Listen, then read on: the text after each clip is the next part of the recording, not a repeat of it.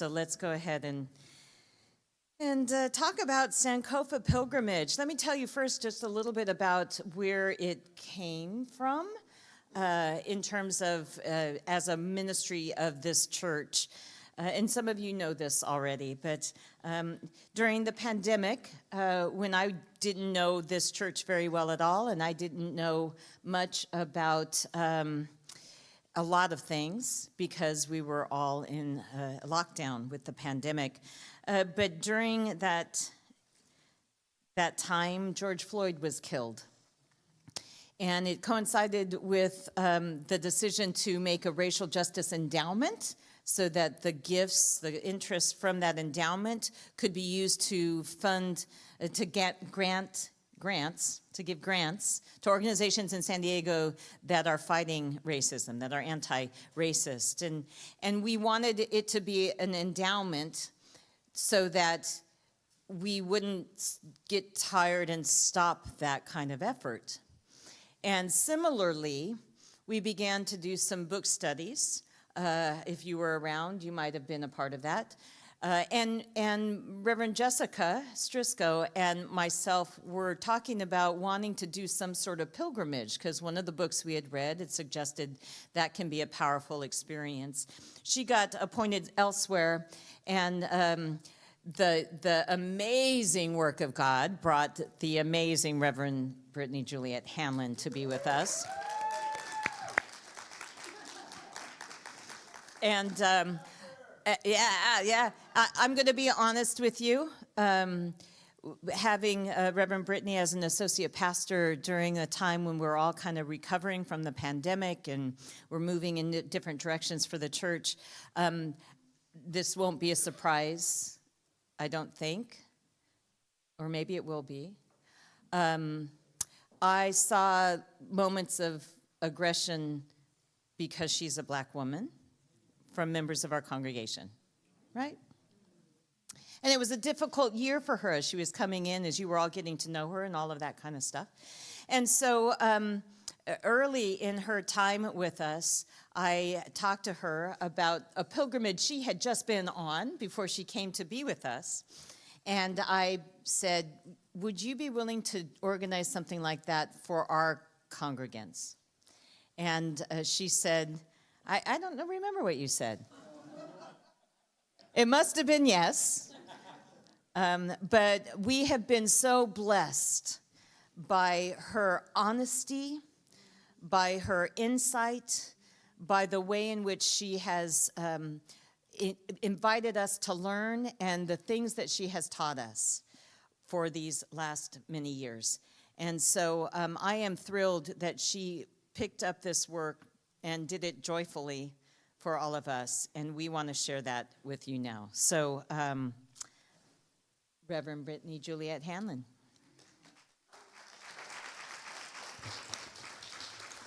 Hi, everyone. Thank you. Reverend Trudy talked to me about doing a pilgrimage, and I just couldn't get behind a racial justice pilgrimage as the title of what we were doing.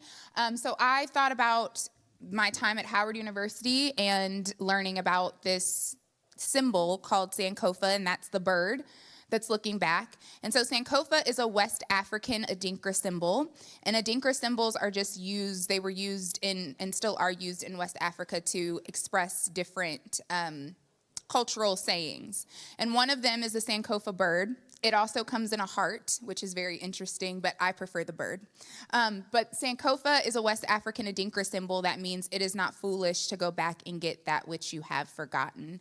And so the bird is planted, its feet are planted forward as they are moving forward, but they are still looking back because there's so much that we need to move forward toward, and also we have to reflect on where we've been if we're going to go forward in a new and positive direction. Many of you, not many, but a few of you have asked, you seem a little low affect today because I'm usually very bubbly and bouncy and all of that. But today I am struggling. There was a lynching on Delta State University campus this past week of a young black man named Trey Reed.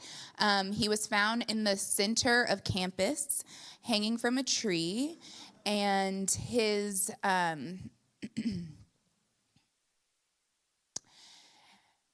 And folks are trying to say that he committed suicide. And so that is very offensive to Black people. And I will say this very matter-of-factly. Black people are not monolith, but I will say this, speaking for every Black person in this country, no Black person is hanging themselves from a tree. No Black person is hanging themselves from a tree in Mississippi, and no Black person is hanging themselves from a tree in Mississippi with their limbs broken. And so I'm hurt and I'm tired, but we move forward as best we can. So that's why I'm feeling a little down today as we talk about this work. It's very meaningful, obviously. I say these things that I say in our congregation and in these meetings and our conversations together because we can ignore it. You can ignore it. Many of you can ignore it. But if you look like me, you cannot. If you look like me, you feel things that other people will dismiss. And so I feel it is my call to white congregations to have you reckon with the same type of suffering that I deal with, that people like me deal with. And if we are going to call ourselves Christian, then this is the work that has to be done. It's really easy to point out the finger and say those people, but it's us too. And so that's the point of the Sankofa Pilgrimage. One of the reasons that we started in the South is because the South is often scapegoated as the, the part of the country where those people live and those are the racist people. But really and truly, racism is insidious, and it's a part of every part of this region, of every part of this country, every region of this country. And so we started in Charleston. We went down to Birmingham, Montgomery, Selma, Mobile, and New Orleans. So that's my beginning spiel, and we'll go into a video. Hi everyone, I'm Reverend Brittany, and I'm here to tell you about the Sankofa Pilgrimage that Reverend Trudy and I would love for you to embark on with us. Sankofa is a West African Adinkra symbol that means it is not foolish to go back and get that which you have forgotten.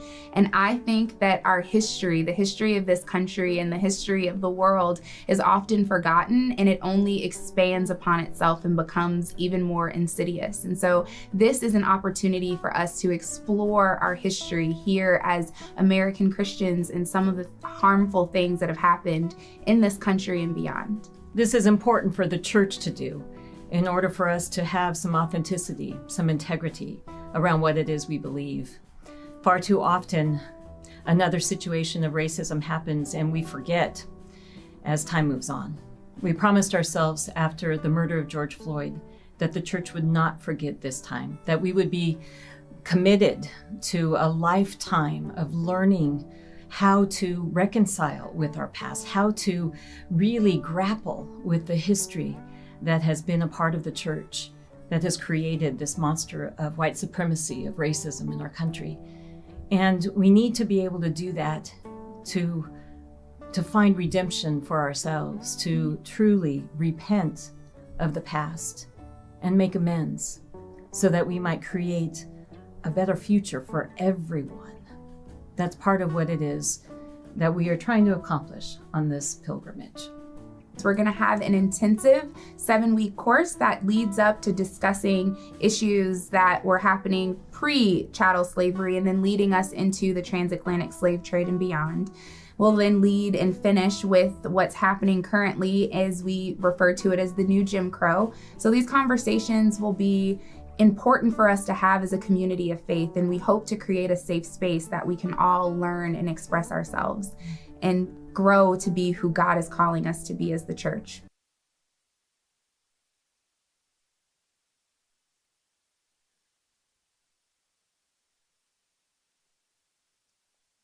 So that was the itinerary and the reason for going on the first pilgrimage. Every night we would come together and we would do some nightly reflections on the things that we saw during the day. And so I want to share with you some video about that.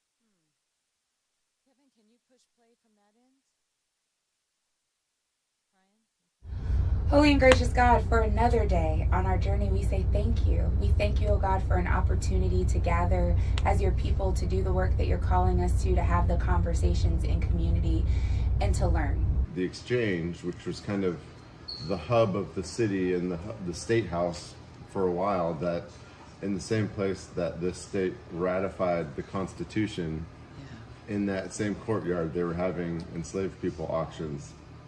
We're human beings that should have been treated as human beings, and we weren't. Horrible situations. How one girl was so upset about things that because they make her sit in a certain position, they were cruel. And I never did understand the cruelty of It was very emotional. It was very, I've seen the pictures, I've seen everything that was in that museum. Yeah. But just the fact that just so much out there, so much that we didn't know. Yeah. You know, and what we learned in school was none of that. Not enough, that's for sure. Why didn't I pay better attention in the real time of the civil rights movement? And I was right here in Alabama. Why didn't I do more? But as Reverend Brittany tells me, when you know more, you do more. We can't forget our own history as United Methodist, as the Methodist Church. We're not squeaky clean. My oldest is going to be a sophomore, my youngest is going to be in 8th grade. So now when they're going through their history classes, I'm going to be adding to their curriculum and explaining that is not the whole history. That is part of the history. And we're going to talk about the whole history. And that's my responsibility. But I also want to be able to go and talk to kids about their culture, our culture. I want to be a storyteller. Oh, yeah. Because I have books already as a former teacher from Black stories. And so I want to be that storyteller and tell kids about their history. My summation of this experience is it's been heartbreaking and life-changing. Yes. I will never be the same again. No.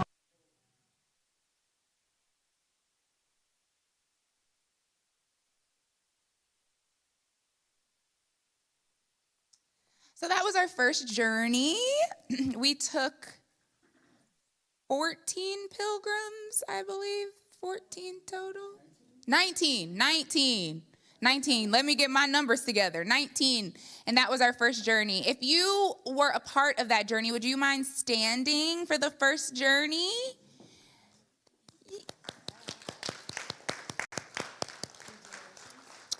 We've got 3 generations of Tuckers who were a part of the journey. And so Josie was our first young person to join us. And we hope that that was meaningful for you, Josie. Thank you all. Our second pilgrimage took us to the Northeast. We traveled to Boston and New York and Philadelphia, Washington, D.C., Maryland, and, of course, Virginia. Because, well, you'll see.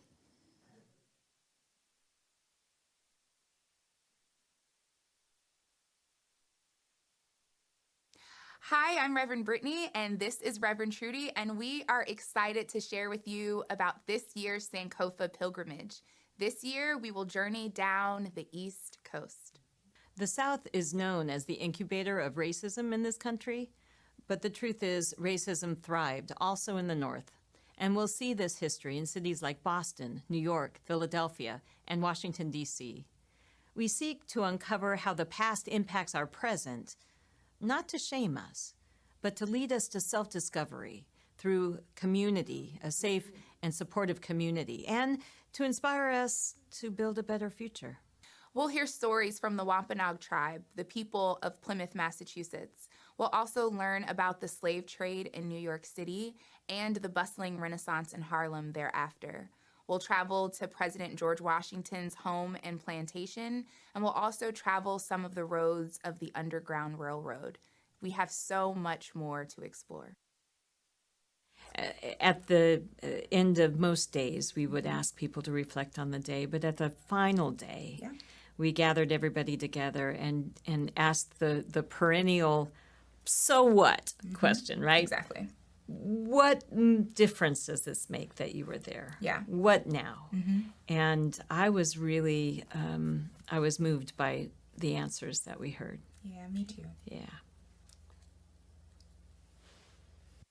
It really hit home when I heard freedom, one, can also be lost.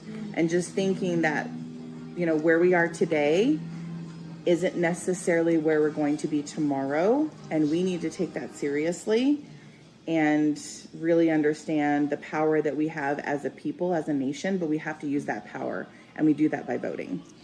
It's training and education that brings life. I was coming back from the Atlantic, walking to the bus, and this woman was sitting all by herself, and she said to me, "Are you with a tour group?" And I said, "No, it's not a tour group, it's a pilgrimage." And she said, "What do you mean?" So I explained. And she said, "Oh, my husband and I have been all over Europe, but we'd really like to do America." And I said, "Why don't you do it different? You know, you go to Paris and you take a picture of all the stuff, and then you go out for dinner." I said, "We're going to go back tonight and talk about how this felt, how we interpreted it, why it's important." And she said, "And who's leading this?" And I said, "A church group." And she said, "I would love to do something like that." Just spread the word, you know, because everybody I have told about this trip since Lynn has told me about it is so interested in it, because the information is just, it's just eye-opening. I want to continue with the Common Ground Theater. We try to bring classics by and about African American people. And so we are continuing that within the community, and we have also moved into other areas. Our last play this past weekend was at the Old Globe Theater. And so we did a collaboration with them. And then a couple of months ago, we did a collaboration with Scripps Ranch Theater. And so we're moving on. And so that's what we're trying to do. That is our focus. What I can do is I've seen things that other people haven't seen and I can learn. I've documented it, kind of journaled it as well. So I can tell my people in my neighborhood group about this. And I've been forwarding people in my family and my friends the agenda about it, and I've gotten lots of intelligent questions and interesting questions about it. Last year I went on the pilgrimage, and at the end of it I said that I felt my responsibility was to educate my children and make sure that they knew the full story. I'm very blessed to have been able to bring Tobias on this particular trip, and hopefully he has learned a lot and is hearing more of the full story. I enjoyed the most about today was the sense of community, of getting to know a lot of people that I didn't know before, and how much we all have alike, and we know common people, live in the same neighborhood, and know all sorts of things that we can share with each other. There's a life before this for me, and there's a life after this for me, and it'll be very different. Once again, I learned so much. And every year, last year, this year, if I go next year, I'm going to learn a lot next year. Okay? I want to thank you for allowing her to be who she is, to teach. She's teaching us. Yes, she is. You know, so she's a teacher, she's a preacher. You know, it just all comes together. So I want to thank you for allowing her to be who she needs to be, because otherwise she'd be wild in the city. You'd be wild in the city. I feel like I am wild in the city. Okay, wild in the city, wild in the streets, wild in the church. We're rewild in the church. That's for sure. Yeah. I certainly would be wild in the streets. If you participated in the Sankofa Pilgrimage that went to the Northwest, or the Northeast, our second pilgrimage, would you please stand? Give it up for these pilgrims. Tobias, come on. You can be seated. Tobias, because you asked. I wasn't going to do this to him, and he said, "Are you going to ask me to say something?" And I wasn't, but now since he asked, what's something you learned? Or how has it impacted you? Well, I was definitely not prepared for this. Thank you so much. Thank you so much. Oh my God. Anyways, well, it's just, it doesn't seem, I would say for the younger generation, it seems a little bit surreal that racism is true to nowadays, just because it's a thing that's very talked about in the past. And I will say, I feel like it's getting better at being talked about in school, but we don't talk about how it's relevant today. We talk about how it's relevant in the past. It's called history for a reason. We don't talk about the now as the problem. I knew some of what was told on the trip, but I didn't know the nitty-gritty details is what I would say. There was a lot of the fine details that were missing. You know, it's a big overview, but they never got down to the deep. And I learned a lot about how it's prevalent today. That was what was very important and impactful to me. Thank you, Tobias. That's my boy.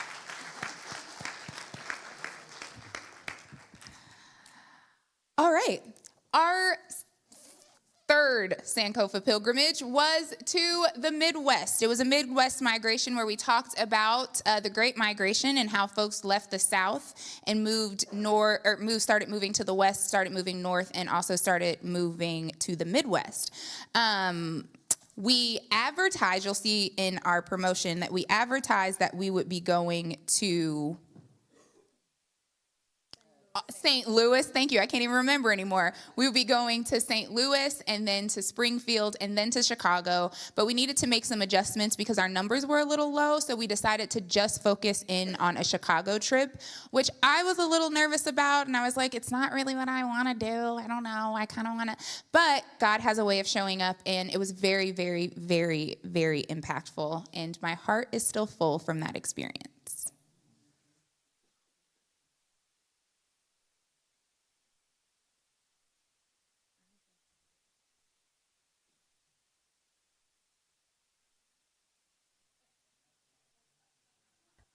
Hi, I'm Reverend Trudy Robinson, and I'm here with Reverend Brittany J. Hanlon. We are here to invite you to save the dates for Sankofa Pilgrimage 2025. We've had 2 pilgrimages already, learned so much. We went to the south and learned a lot. We went to the north and learned a lot. This trip, where are we going? We're going to the Midwest, so pack your bags, folks. We're headed to St. Louis, Missouri, Springfield, Illinois, and Chicago, Illinois, and there's so much history that we'll unpack together. This year's journey is what I'm calling a Midwest migration, a movement towards justice. So we hope that you'll join us on June 2nd to June 9th for this year's journey.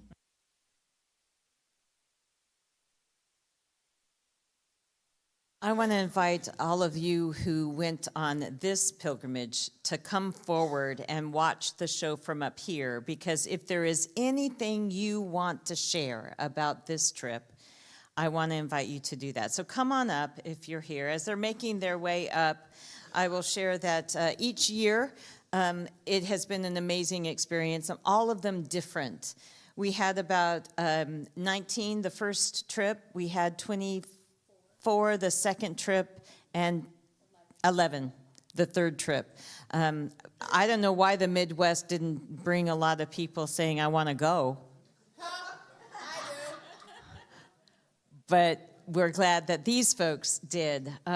We don't have a summary video for you, but instead we have just some slides that share with you more detailed an itinerary that we did this last year. And by the way, if you're interested in some greater detail of the itineraries of the previous 2 trips, let us know. We have all sorts of things we could share with you. But I just want to invite all of you, first of all, the pilgrims for this third one.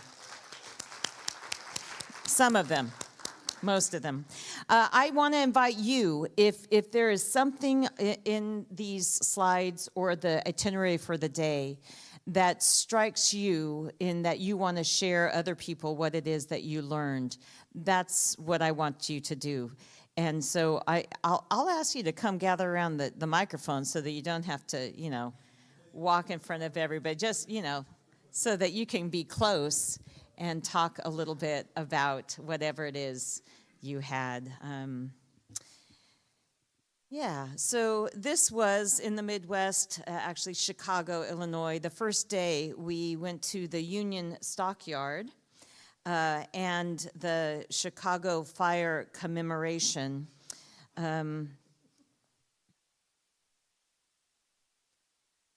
We saw lots of things in the morning. And the second day, the afternoon on that first day, we went to the DuSable Black History Museum. And of course, in our pre-study, we learned more about DuSable and what he meant to Chicago, really the true father of Chicago, a black man. And the museum was a really wonderful experience. We saw some detailed information about the history that we may have skimmed over in classes. I learned an awful lot. Any of you would like to share anything about day one? Come on up. The museum was amazing. We spent a lot of time just staring at the wall and reading about the different things, as Reverend Trudy said, that we learned something about before, but the depth and the intensity was just so deep. And the one thing that really hit me before we left the museum was there was a race riot in August, in August. I was in Chicago going to core school just 2 months before, started 2 months before and left weeks before that riot took, a massive race riot in Chicago.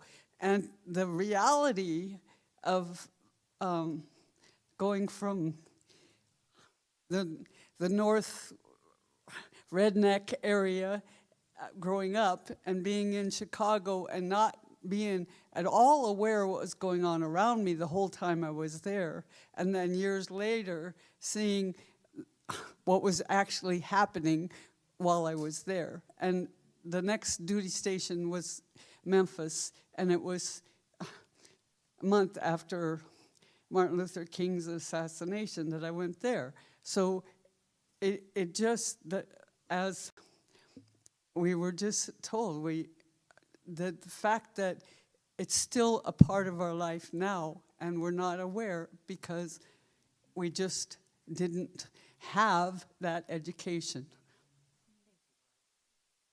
I want to point out, we call it the race riot of 1919.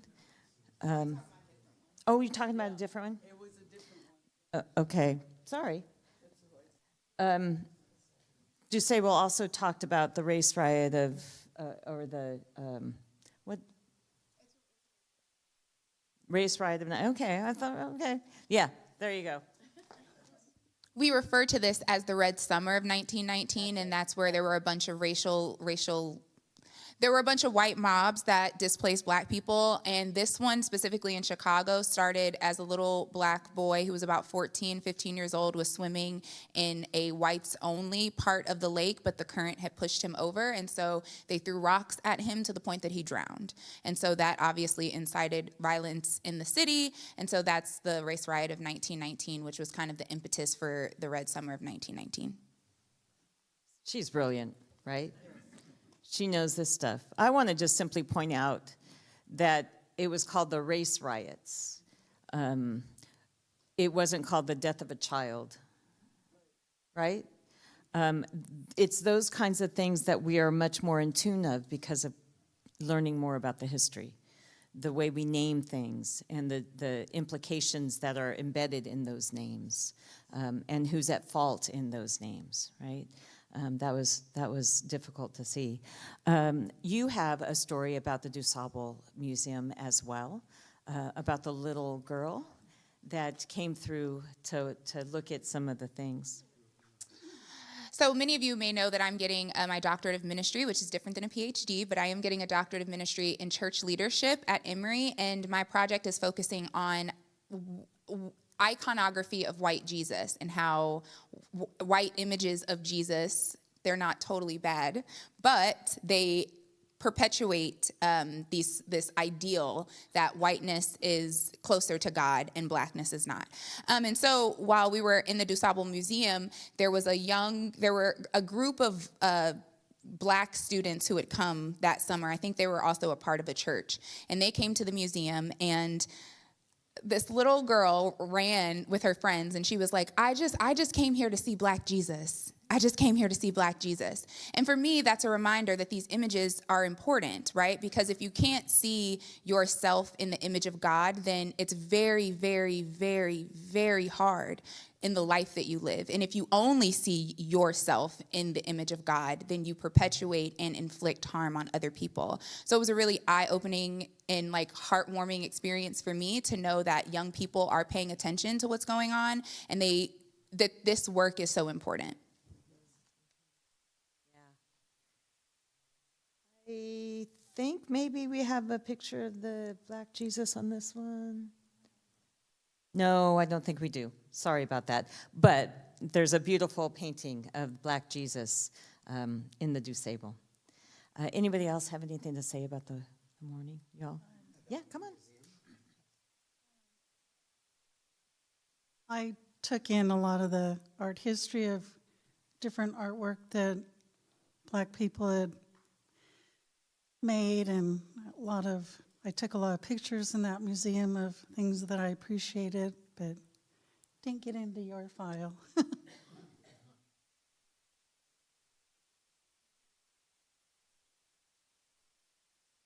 The I Am Her section of the museum was really enlightening. It showcased a woman who, in present day,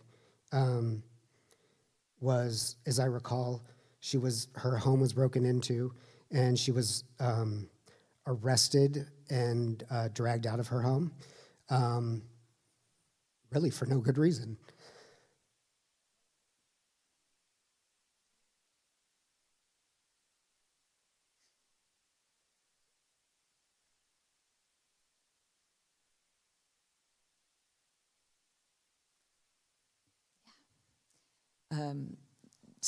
It's such a difficult thing to see this stuff. We are blessed that we get to do it together and support one another. This poem on the bottom, written by the founder of the DuSable Museum, Margaret Burroughs, it reads, "What shall I tell my children who are Black? I must find the truth of heritage for myself and pass it on to them.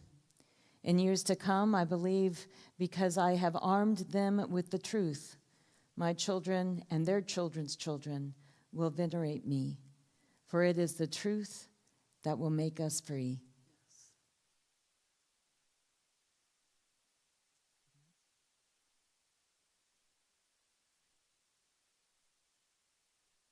I don't know the name of the cemetery that had the hanging spheres that had Legacy Museum. Pardon me? Okay. Wrong trip, sorry.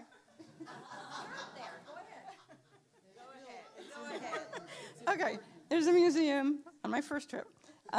They had hanging, real tall hanging, made of steel. And they were commemorating every person who had been killed and lynched. And that made such an impression on me the first trip that there was no stopping me from going on the second trip. And then you get into that trip, and you end up having memories from the first trip, but it's surprising, as old as I am, how much you remember from television. And I remember Walter Cronkite and all of those news reporters that were devastated, and we would watch it every single night on TV. And I think to this day, reporting has changed, and I think in some ways that's a good thing, and in some ways that's a bad thing. But I don't think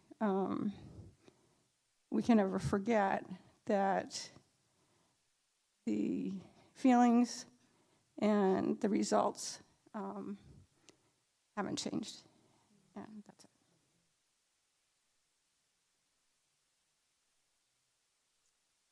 Because we do this together, we also have some time to do some fun things, like have, good Southern cooking. Here's what these guys are thinking about it. There you go. Fried green tomatoes. We got to hear that again. Fried green tomatoes. Yeah, we laugh a lot as well as cry. In the afternoon, on day one, we went to the Emmett and Mamie Till Mobley house, still in Chicago. We went into the monument to the Great Northern Migration that just commemorated all of the black people who were headed north to find freedom. And any of you want to say anything about either of those? So this is Mamie Till and Emmett Till's home, and Emmett Till was killed in 1955 in Money, Mississippi, as a 14-year-old boy after being accused of whistling at a white woman.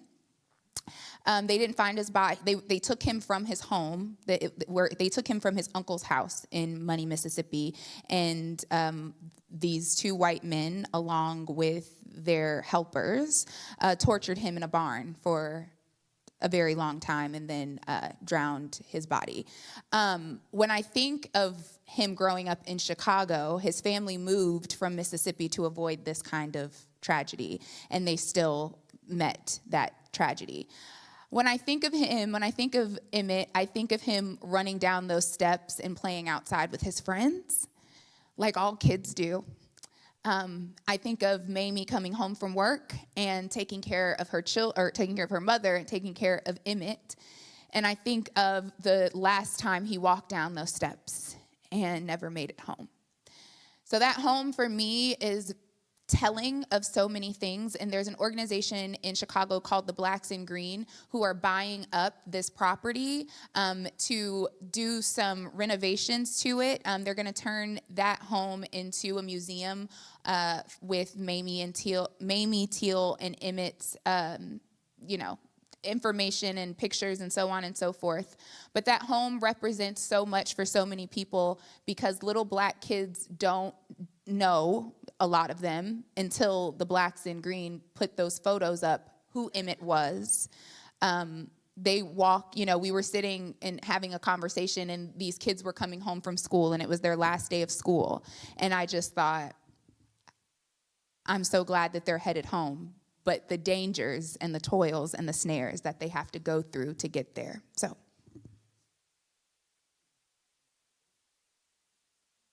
Yeah, I'm gonna try again.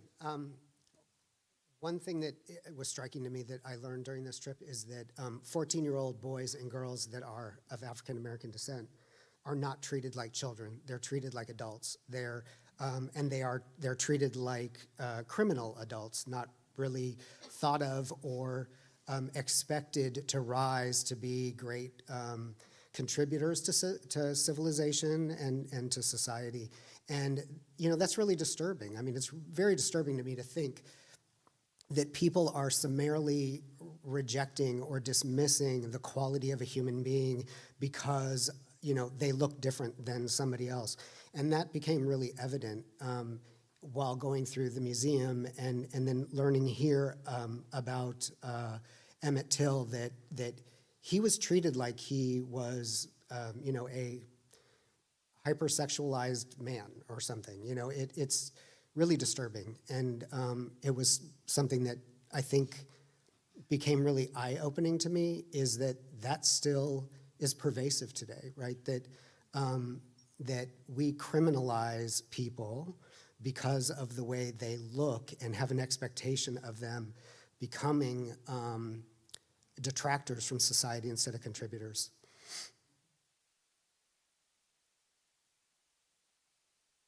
And just to piggyback off of that, there is a statistic. So they say that, for instance, for girls, right, that they have this, as a society, we have this idea that we start to adultify girls at the age of 10, but that's different for Black girls. It's at the age of 5.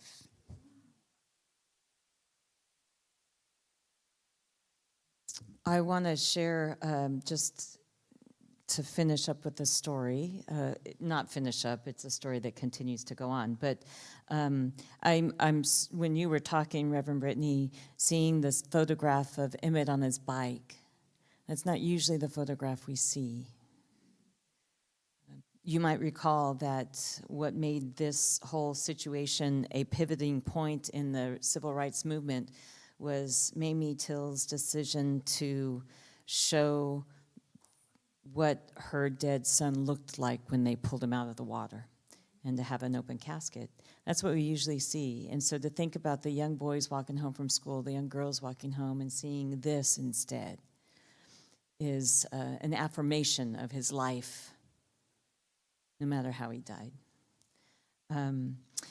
When we scaled back the scope of this third trip, we knew we would be missing some things. We didn't quite understand what we would be gaining. And what I think I've experienced in this third trip was the whole conversation about race through the lens of a very particular family. And it became the Emmett Till family. And because we spent time at the home, because you'll see in a moment, the next day we went to a museum that had special exhibits on Emmett and Mamie, and then we went to the gravesite of Emmett and Mamie. And because we spent so much time looking at their life from different places and different parts of their life, it became very, very personal and very, very specific. And because we were a smaller group as well, it embedded in our hearts differently than the previous years. And I am grateful for that gift of having it hit at that level. So this was a beautiful trip, even if it was in the Midwest and just in Chicago.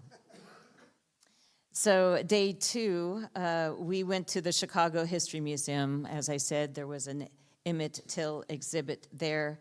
We got to see the church where the memorial service for Emmett was held, the funeral service, full to capacity. We got to learn more about just all of the things, seeing some things that we hadn't seen in the history books, the real specificity of this story, right? The bottom middle photograph is a picture of the wheel that was used to sink Emmett to the bottom of it was tied around his body, strangled on him to sink him in the river. That wheel. In the afternoon,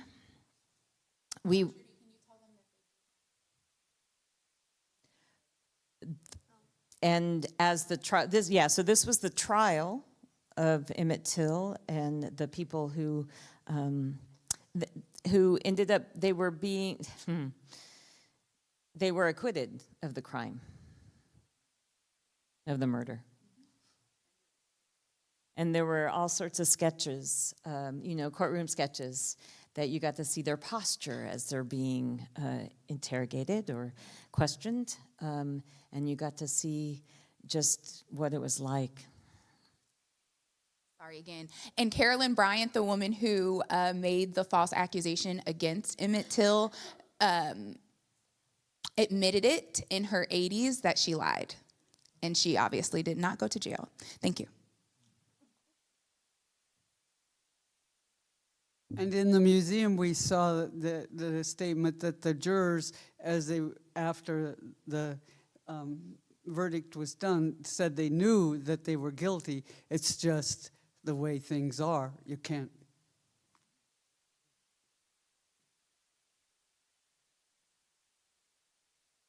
But the sketches brought things to life, just like it was yesterday. It was very hard to look at, but the sketches just showed everything. It really did. And going to this museum, you were able to see, it was almost like you were there in the courtroom. And so we all felt that way, compassionate about what was going on.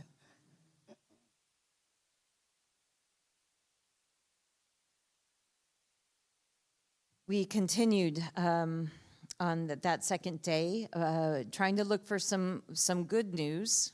And we visited the NAACP meeting held on the west side of Chicago, and we got to see the local community work in action on the ways in which they are trying to improve the situation for Black people in Chicago, as well as to combat racism.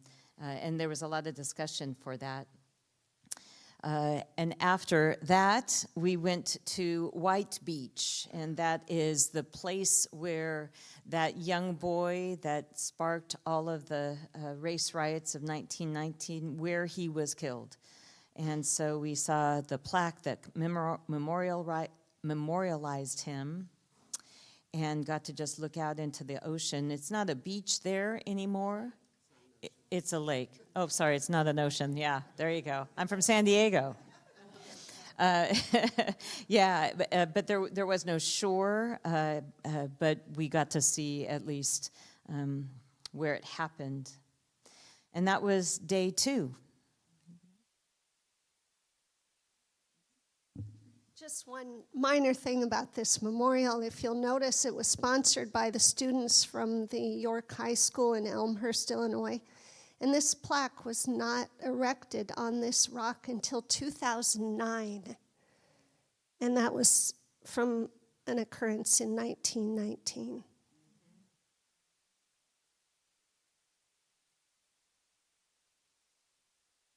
Day 3, we went to the Burr Cemetery and we visited the graves of Emmett and Mamie Till. We gathered, it was a Sunday, and we gathered for communion. Communion has the words in the liturgy that talk about until we feast together in Christ's return and victory. And to be there in the cemetery with these people buried right there, it was a powerful moment. And we had lots of folks talking about it.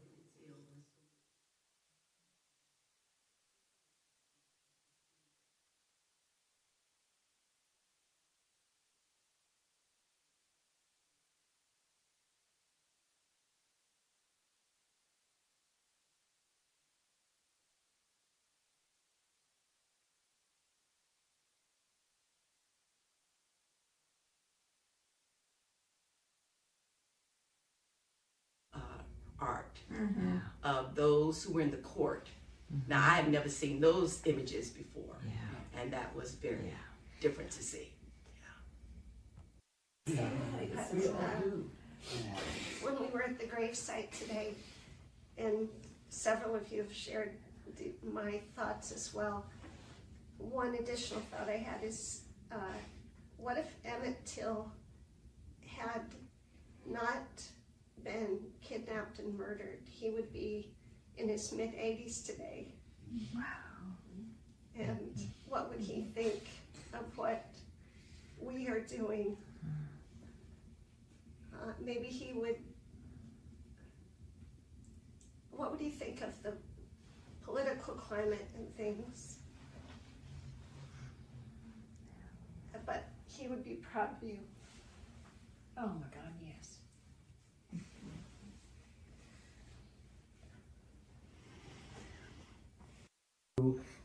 Live no different than we care to live, right? We want whole families and healthy families, and and why is the narrative about African American people different than that? Because that's the reality, right? What we saw, what we experienced, that's the truth. That's the reality.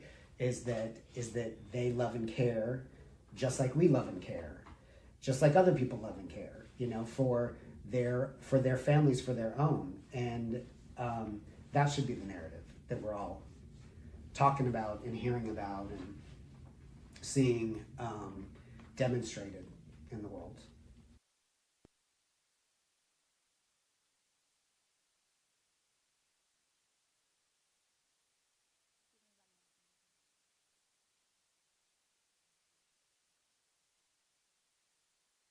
When we went to Emmett Till's grave, it was very emotional.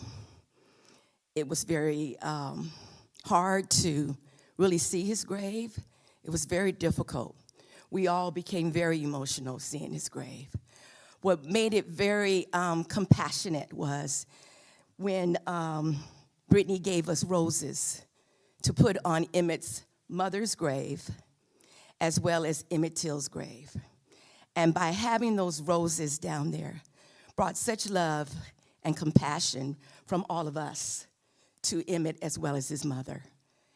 And as Reverend Trudy said, we had communion, and that made us all bond together.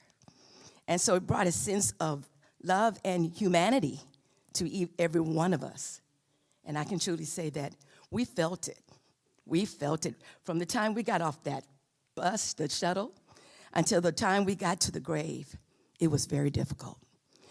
It was deep and emotional.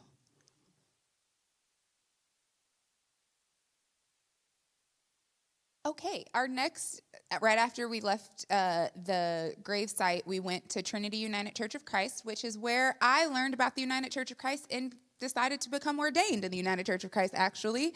And it is the largest UCC church in all of it. Like, it's the biggest one. And it's the church that former President Obama attended, and there was a lot of drama with Pastor Jeremiah A. Wright and what he said about America. Anyways, we went to this church and had worship there, and it was very meaningful to me. It felt very full circle as someone who lived in Chicago and someone who was a member of Trinity, and to see the work that they're continuing to do. And one of the things that I very much appreciate about Trinity is their motto that they are unashamedly Black and unapologetically Christian, which means that sometimes people want you to be ashamed of who you are as a Black person, and sometimes there's folks in the Black community that can't believe that we would be Christian, knowing that white Christians commit such atrocities. And so this coming together is acknowledging that we are both, and we will take pride in both of those things. It was a special healing time there. Before the service was over, I needed to go to the restroom, and I went, and we thought that we would be going out, so I was going to wait out in the lobby. But as it was a while, and this is a place where we were the different color. But when they came out, and I'd spent all that time talking to different people, especially this one young mother in the lobby, I felt I'm not white. It was meaning to me that I wasn't different than them. I was a person, that we were all people, and it was just the way I felt inside, that we were all one, that I wasn't different. And that was, I really think that all the pilgrimage helped be open to that.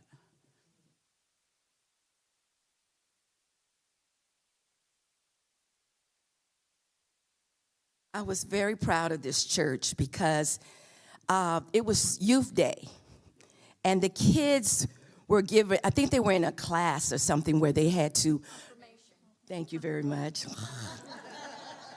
Excuse me, confirmation. Hallelujah. Confirmation, okay. A lot of them. How many kids would you say? At least 25. At least 25, all right. But they had to learn about the word, the information that was given to them, that was given in confirmation. And that morning, they had to address the pastor by saying, they couldn't just give the answer. They had to say, Pastor so-and-so, and then they gave the answer. What respect that was. And then I think they gave scholarships out to the kids. They gave scholarships out to the kids, but the kids they had such a wealth of knowledge, and they learned so much within that time.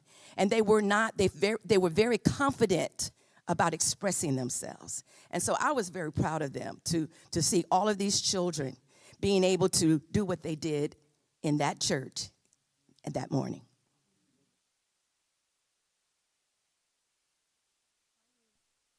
On that same vein, I was inspired by the interaction that they had. They had one-on-one. The pastor would ask each child a question. Each one, I guess, answered correctly. But I'm like, wow, they said that, and he had a different question for every one of them. So I was inspired.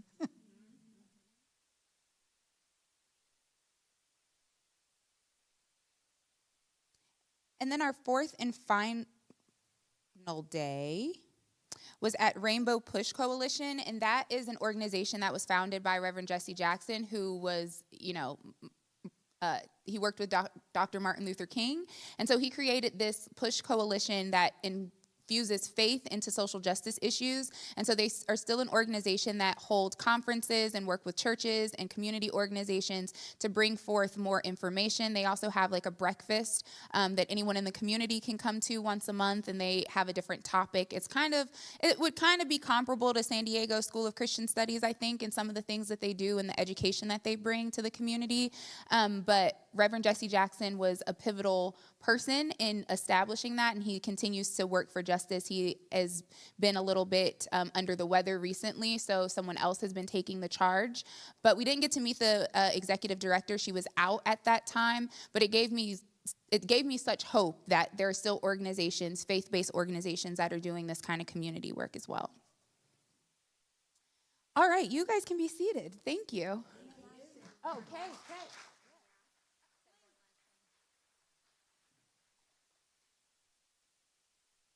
Do all of you know that Francine right here and Lynn and Richard Hayes right over there are with, thank you.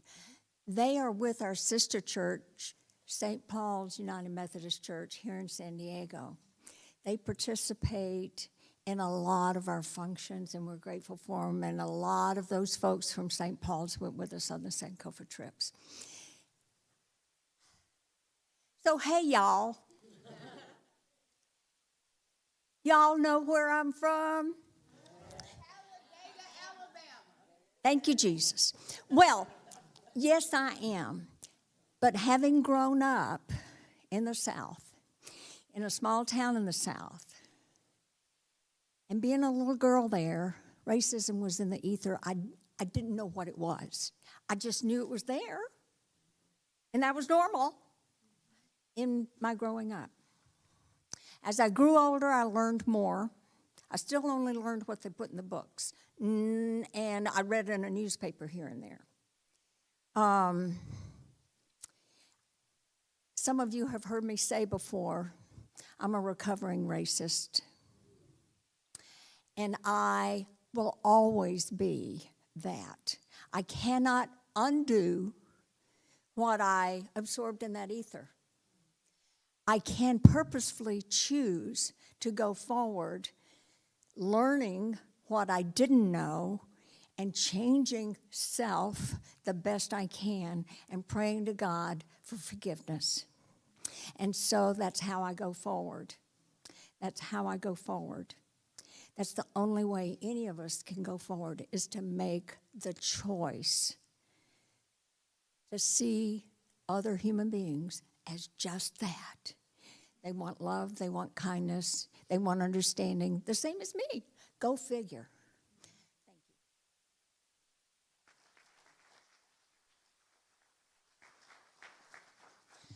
The pilgrimage wouldn't be possible without the pilgrims, and so can I just give another round of applause to those of you who have participated in any and all of the 3 pilgrimages. It is a lot of work to plan these pilgrimages, but it is. But it brings me such joy to my ministry, because I don't know if I would be able to to preach on Sunday. I'm not sure that I would be able to pray at the bedsides of folks if I didn't have this outlet to get out what I feel like I need to say. So thank you, Reverend Trudy, for being a leader with me. Thank you, Reverend Hannah, for holding down the fort when we're gone. Thank you, Megan and Kevin, for communicating all of the things that need to be communicated. And thank you all for being here. I would invite any of you who would want to participate in any of the learnings that we are still doing those, right? You don't have to go on the pilgrimage to participate in any of the prerequisite studies that lead up into the pilgrimage. I think it's always a good way to learn and get more information about what's happening. And most importantly, not about just what's happening out there, but what's happening in here, and how you as people of faith have a responsibility. We as people of faith have a responsibility to do the good work of the gospel. So, are you ready for 2026? And pack your bags because we're going to California. We're staying right here in California. We are going to do a Northern and a Southern California trip. Our Southern California trip will focus mostly on San Diego and Julian, but there'll be some learnings for those and those dates. We're going to do them on 4 different Saturdays. Okay, so you don't need to write these down because they'll be on the website soon, but it'll be May 2nd, May 16th, May 23rd, and depending on the annual conference, either June 13th or June 20th. So we hope that you will join us for that. We also will go to Northern California, San Francisco and Oakland area, and then we'll stop in Central California at a town called Allensworth, which was a town established for and by Black people. We're going to head up to Northern California July 3rd through the 7th. So we hope that you will join us. And last, but certainly not least, we've got another journey coming soon in 2027, but that one you're going to need your passport for because we're going to Ghana. As I told you, Sankofa is a West African Adinkra symbol, a Ghanaian symbol, and so we will be headed to Ghana, and one of our congregants, Leo, I don't know if he's left already, there he is, Leo, is Ghanaian, and he has been helping us figure out what we're going to do and putting us in contact with some really reputable travel agents and so on, and so we've been working with them to plan an incredible trip to talk about what's happening, what happened in Ghana before the transatlantic slave trade, what happened during the transatlantic slave trade, and what they are doing now as a country. And then hopefully we can learn how to take those learnings from across the pond and bring them back here. So we hope that you'll join us. If you're interested in learning anything about the Sankofa Pilgrimage, you can join the interest list. You can use the QR code, or you can visit FUMCSD/Sankofa for more information. Thank you all for being here. Thank you for taking the time, and I hope that you'll continue to journey with us as we go where God is calling. Thank you.